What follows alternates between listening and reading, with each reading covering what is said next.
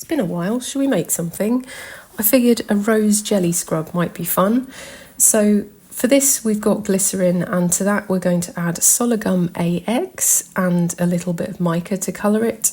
Spoiler alert, this isn't Solagum AX that I'm using because I'd run out. I'm using xanthan gum.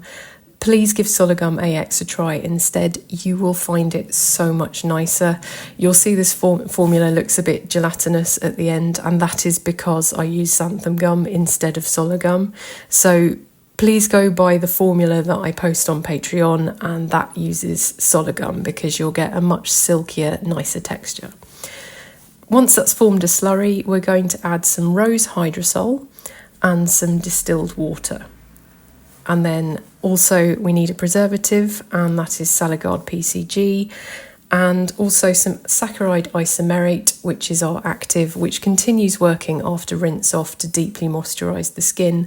And that's why I'm using it in a scrub, because there's no point putting expensive actives in something that you're going to rinse off. Then I added some fragrance along with a solubiliser. I used Polysorbate 20 to make sure that it solubilises in the water-based formula. And then our exfoliant, I'm adding after pH testing. So pH test this, it should come in around neutral. You can adjust it down to a 4.5 to 5 if you wish. Then add pumice because it won't dissolve in the water-based formula. Now you can see it's kind of gloopy, and again that's because of the xanthan gum. I suggest using Solagum AX instead.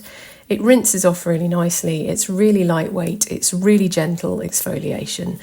Formula is on Patreon, thanks to my patrons listed here. Thanks to everyone for watching, and I will see you next time.